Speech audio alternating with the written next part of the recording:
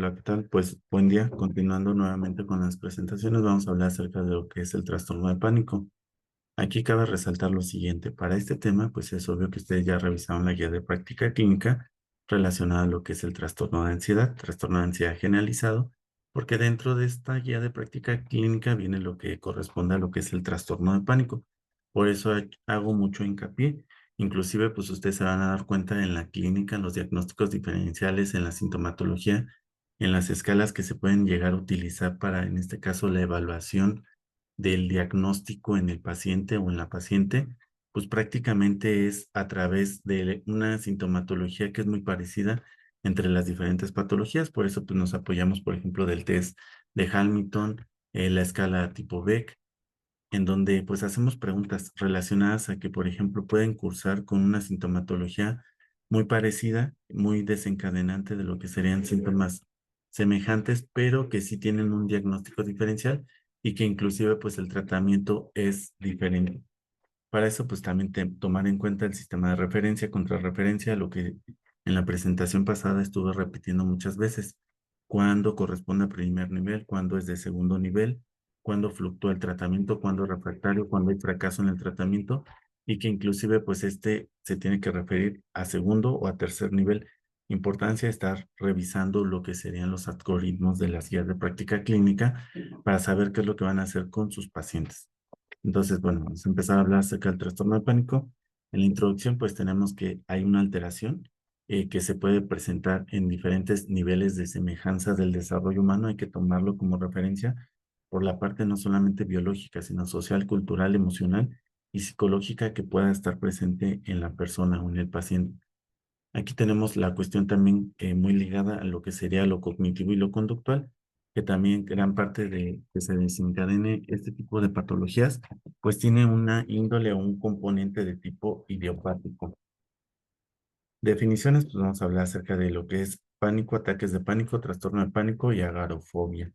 Dentro de lo que es pánico, pues se refiere a una vivencia o miedo o terror intenso que genera descontrol o desmayo de muerte inminente.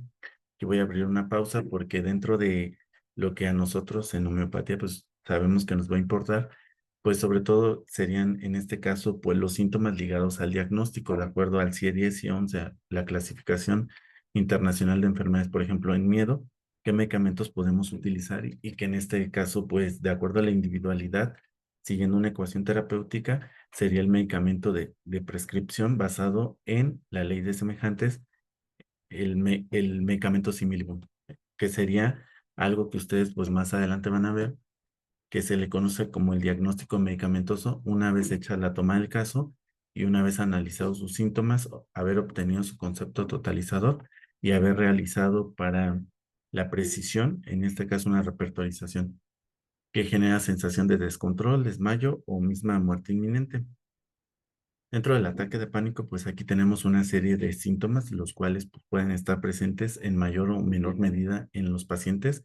No es que aquí estén ordenados del más importante al menos importante. Puede ser que algún paciente sus molestias principalmente sean abdominales, cuando en otro paciente sean las que en este caso están en el último lugar. Entonces, pues, vuelvo a repetir, generalmente pues en algunos pacientes se asocia lo de la resequedad de la boca, la sensación de palpitaciones, miedo inminente, angustia, ansiedad, pero no en todos los pacientes se presenta de esa manera. Entonces, pues tomando en cuenta este concepto de lo que sería la individualidad, sabemos que nosotros epigenéticamente, farmacogenómicamente, pues en homeopatía, el primer día de clase se los estuve comentando, expresamos la enfermedad de una manera diferente cada uno de nosotros y lo cual hace que el medicamento homeopático para la prescripción, en este caso, sea diferente y no el mismo medicamento o el fármaco sea el de elección para todos los pacientes. El ataque de pánico está caracterizado por la aparición repentina de miedo o malestar intenso acompañada de cuatro o más de los siguientes síntomas. Entonces aquí tenemos taquicardia, sudoración, temblores, sensación de ahogo, sensación de atragantarse, opresión en el pecho, malestares abdominales, sensación de desmayo, irrealidad, miedo a perder el control, miedo a morir y hormigueos. Hablando acerca de lo que sería el trastorno de pánico, que ya en su conjunto al menos pues están presentes uno, cuatro o cinco síntomas. Ahorita vamos a ver lo que serían en la guía de práctica clínica. síntomas que se pueden presentar y que estos pues tienen que estar presentes como evidencia para poder hacer el diagnóstico. Es un trastorno psiquiátrico con manifestaciones físicas o psíquicas que consiste en la aparición aparente sin causa de dos o más crisis de pánico. Entonces aquí tenemos algo que puede ser recurrente, que puede ser común inclusive aquí en la Ciudad de México, la agorafobia, miedo a no poder escaparse, a salir de un lugar, situaciones de claustrofobia, zoofobias, situación como si ocurriera una crisis de pánico. Y bueno, hay que revisar el DSM-5 porque en el manual, por ejemplo, pues vienen los diferentes tipos de agorafobias. Ahí pues está la cuestión, tal vez muy relacionada a cuestiones cognitivo-conductuales de la infancia. Es lógico que si a un niño le picó una araña o un alacrán, puede ser que de adulto y haya desencadenado una reacción de hipersensibilidad, pues puede ser que de adulto pues genere en este caso pues el miedo. Es un mecanismo de defensa, es un mecanismo bioregulador, en este caso pues ya sea de ataque o de huida, pero que nos lleva a la cuestión de que pues es un mecanismo que vuelvo a comentar, mecanismo de defensa. Las estadísticas, la epidemiología, alrededor, un mecanismo instintivo era lo que quería decir, un mecanismo instintivo de supervivencia. Las estadísticas, alrededor del 10% de la población experimentó alguna crisis de pánico en algún momento de su vida. En la población en general, hablando a nivel cosmopolita, a nivel mundial, 1.5 a 3.5% de las personas pueden llegar a presentarlo. Se habla de un tercio a la mitad de individuos con trastorno de pánico. Tienen criterios asociados inclusive a inicios de depresión mayor, según el DSM-5. Entonces, aquí por eso es que es muy importante revisar la guía de práctica clínica para que ustedes la tomen como referencia en el aspecto de que hay que revisar ansiedad, hay que revisar depresión y hay que estar revisando pues los temas que estén ligados en este caso a lo cognitivo conductual para que tomando en cuenta que pues en estas patologías pueden estar presentes algunos de los síntomas relacionados, inclusive muchos de ellos presentes, lo cual nos lleva a hacer un diagnóstico diferencial entre una y otra, porque sí, hace rato mencionaba en el video, tenemos al paciente de ansiedad, únicamente de ansiedad, pero sí también tenemos al paciente que tiene ansiedad y que tiene depresión y que en su conjunto tiene fobia, es decir, tres patologías al mismo tiempo, ¿sí? Que a lo mejor pueden estar incursionando una en mayor intensidad o menor intensidad o al mismo tiempo todas a la par. Eso nos llevaría a hablar un poquito acerca de lo que sería el análisis miasmático o la actividad miasmática, que en su momento lo vamos a estar viendo en las clases. Se habla de la relación, principalmente en el sexo femenino, 2 a 1. Inicia generalmente en la vida adulta, de los 20 a los 30 años, no forzosamente. También tenemos niños pequeños, así como adultos mayores. Los picos al final de la adolescencia, en la tercera década de la vida, que se pueden llegar a presentar. Inclusive, sí, en la adolescencia se habla de esta cuestión, ¿no?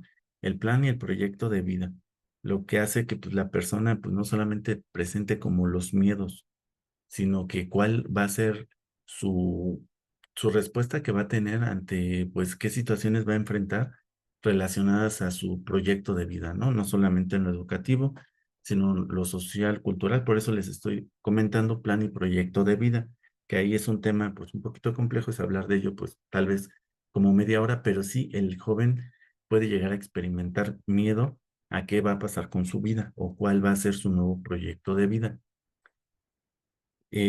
Más del 60, hablando acerca de lo que sea la tercera década de la vida, pues ahí están también cuestiones relacionadas muy a lo que serían las sensaciones, las percepciones, ahí pues citar algunos autores como Gibson, en donde pues nos habla acerca de que puede tener pues cuestiones relacionadas a miedos, a agorafobias, la persona cuando por ejemplo pues no ha cumplido sus objetivos de vida.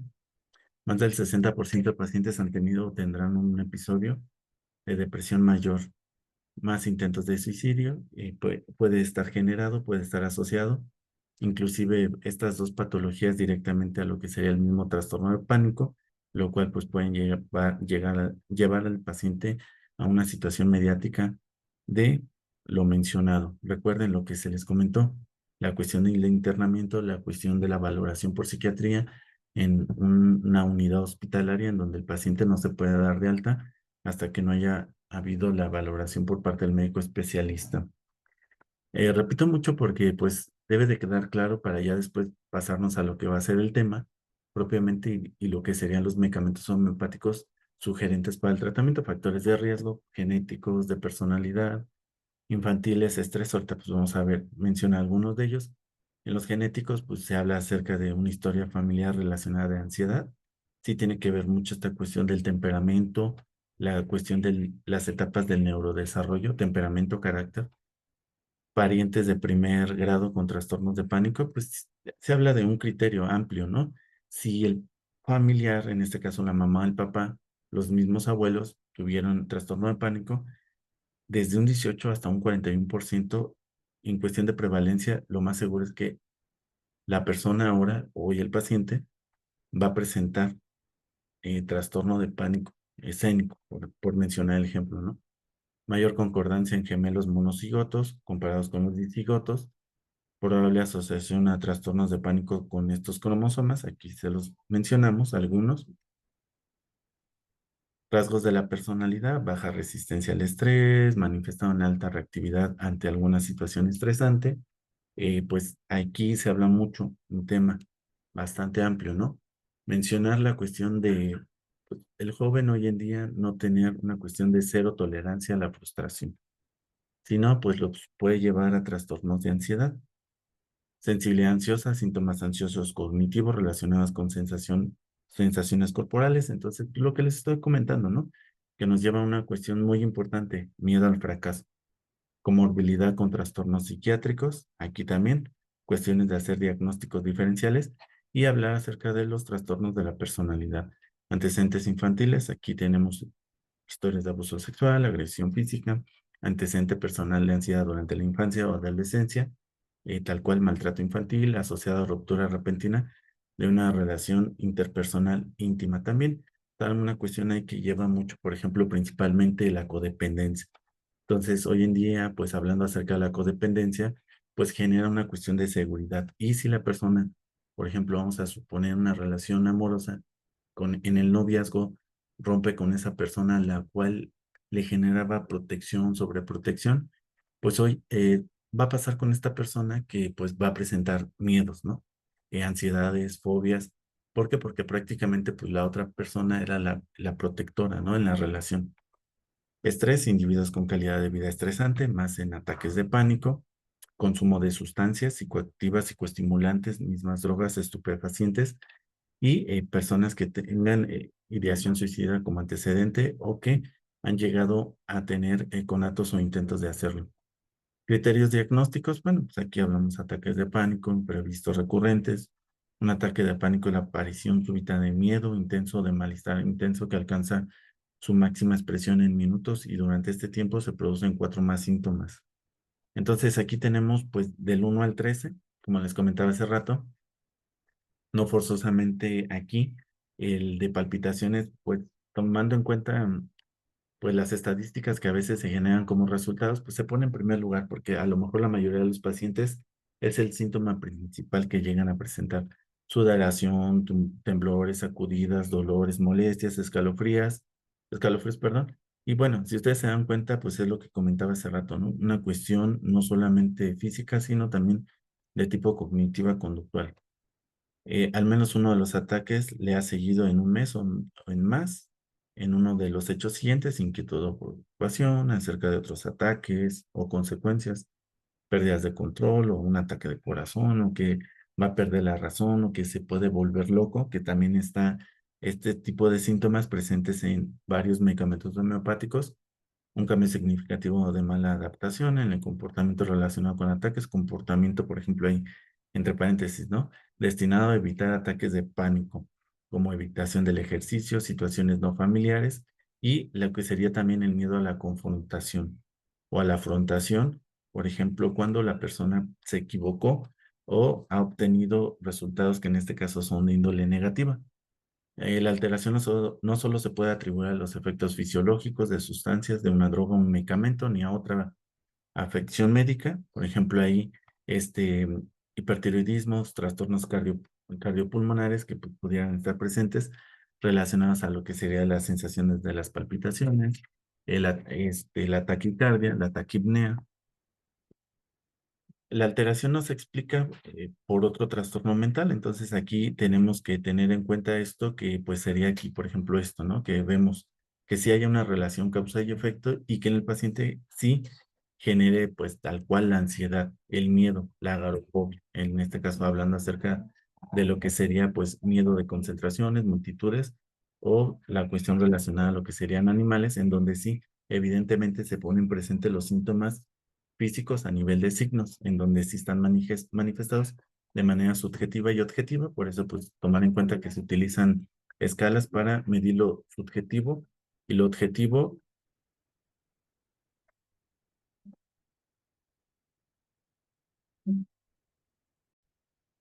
Hablando acerca de lo que sería el tratamiento, tenemos esto, la terapia cognitiva-conductual, que pues prácticamente sería lo primero que se le tiene que ofrecer al paciente. También hay que tener en cuenta esto, ¿no? Hablando acerca de las fobias, los pánicos, que pues los miedos pueden ser leves, moderados e intensos, dependiendo la magnitud y el grado de severidad, pues será el tratamiento de elección. Entonces tenemos aquí indicado para trastorno de ansiedad generalizada, con pánico, con o sin agorafobia, fobia social, trastornos obsesivos compulsivos que pueden también tener la interrelación directa con las fobias. Para la mayor parte de los pacientes, la terapia cognitivo-conductual, pues esta se tiene que estar realizando, ¿no? Al menos pues 1 o 2 horas y deberá de complementarse pues en un máximo de 4 meses desde el inicio. Entonces es como abrir un periodo de ventana en donde pues al paciente se le brindan sesiones, se lleva un tratamiento de 3 meses, 4 meses, no hay respuesta, y pues tal vez ahora sí sea el uso de, por ejemplo, inhibidores de la recaptura de serotonina o propiamente lo que serían las benzodiazepinas. Hay que tener mucho cuidado en el tratamiento aquí, esto sí hay que mencionarlo, sobre las benzodiazepinas, las interacciones medicamentosas, por ejemplo, con el alcohol o con drogas, las cuales sí pueden comprometer la vida del paciente. Entonces, aquí, pues individual o grupal, inclusive hasta de familia, por su eficacia, los trastornos se les recomienda pues el uso combinado de terapia cognitiva y pues el tratamiento meramente farmacológico.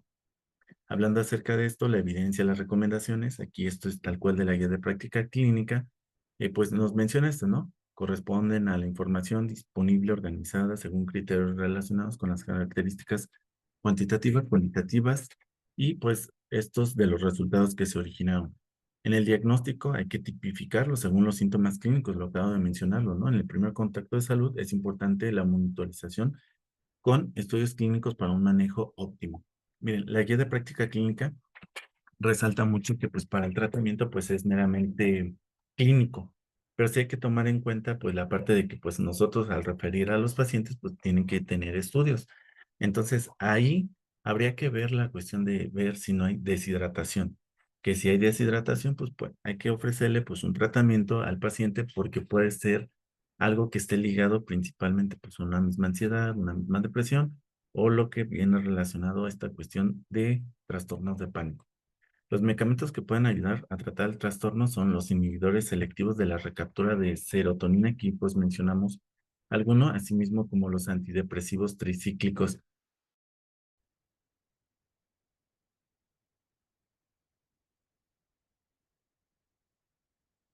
Y me parece que se cortó tantito la pantalla. Pues estaba comentando sobre lo anterior, ¿no? En lo anterior, pues las interacciones medicamentosas, sobre todo con las benzodiazepinas, el no uso de alcohol, sustancias nocivas, en este caso hablando acerca de drogas por las interacciones medicamentosas y la cuestión de peligro inminente o muerte inminente. Los medicamentos que pueden ayudar en el trastorno de pánico son inhibidores de la recaptura de serotonina, y mencionamos algunos, los antidepresivos tricíclicos. Y bueno, sí, tomar en cuenta pues lo siguiente, ¿no? Que inclusive, pues lo menciona la guía de práctica clínica, sobre todo pues si está ligado a ansiedad o depresión. Los antidepresivos tricíclicos, cuando pues, el paciente tal vez se va a ir a más allá de 3 meses, 6 meses, 12 meses de tratamiento o ya un tratamiento permanente. Los inhibidores de la recaptura, pues a lo mejor cuando el tratamiento, pues puede ser para un periodo de 4 a 12 semanas, a 6 meses, pero sí bajo la monitorización. Ahí les voy a pedir que lean mucho lo de la guía de práctica clínica, porque sí es muy importante esta cuestión de lo que es el tratamiento y sobre todo porque los pacientes pues, nos preguntan mucho.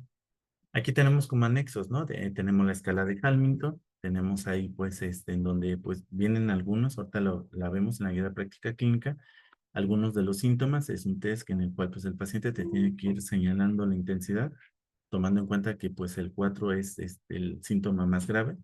Acá del otro lado vemos el inventario de ansiedad tipo B, en donde vemos poco, más o menos, moderadamente o severamente, de acuerdo pues en este caso a lo que sería el síntoma. Aquí tenemos las referencias bibliohemerográficas y bien, pues nos vamos a situar un poquito en lo que es la guía de práctica clínica. Me parece que sigo compartiendo pantalla. Entonces, miren, aquí nada más una revisada rápido, ¿no? El tratamiento farmacológico, pues hablan acerca de lo que sería pues el mismo trastorno de ansiedad, la cuestión de lo que sería la misma depresión y el tratamiento no farmacológico para que pues tengan en cuenta ustedes que hay que revisarlo, referencia contra referencia y vigilancia, seguimiento a esta cuestión, ¿no? De pues estar monitorizando a los pacientes, cuántas veces tienen que ir al año a psiquiatría. Aquí tenemos las escalas con lo que les estaba comentando, los síntomas asociados, ¿no? Humor, tensión, miedos, insomnio, funciones intelectuales, humor, síntomas cardiovasculares. Es evidente que si un paciente llega contigo con depresión, le hagas la escala para que veas en qué grado está y lo que estamos mencionando, si te compete o no te compete a ti. Perdón, es que no estoy compartiendo pantalla, pero a ver. Ahora sí, ya estoy compartiendo pantalla y aquí pues nada, me voy a regresar un poquito para que ustedes puedan ver. Miren, aquí ya, rápido, ¿no? La cuestión de referencia, contrarreferencia, el tratamiento, ojo, aquí, ansiedad y depresión. Y ahorita vamos a llegar a la cuestión de trastornos de pánico, fobia social, vigilancia, seguimiento, manejo, la escala que les estaba comentando, que les comentaba nuevamente. Si un paciente tiene depresión, hazle la escala para que veas en qué grado está y obviamente qué vas a hacer por el paciente. Seguimos avanzando. Aquí tenemos el inventario tipo Beck, en donde pues el paciente te va diciendo sobre los síntomas, tú lo vas calificando poco, nada, más o menos intenso, para obtener una puntuación. De acuerdo a esta puntuación, pues ya te determinará en qué grado está tu paciente. Luego dice criterios diagnósticos, aquí hablando acerca, dice, en un periodo de al menos 6 meses, notables de ansiedad, preocupación, sentimientos de aprensión. Aquí, por lo menos dice, 4 de los síntomas listados abajo deben de estar presentes y al menos 2 de los listados entre el 1 y el 4. Entonces, bueno, aquí tenemos síntomas autonómicos, síntomas en pecho, síntomas en estado mental y síntomas generales. Aquí le preguntas al paciente y dentro de los síntomas que te va mencionando, pues ya tienes criterios mayores, criterios menores para determinar el grado de severidad en tu paciente. Aquí tenemos otros síntomas, ¿no?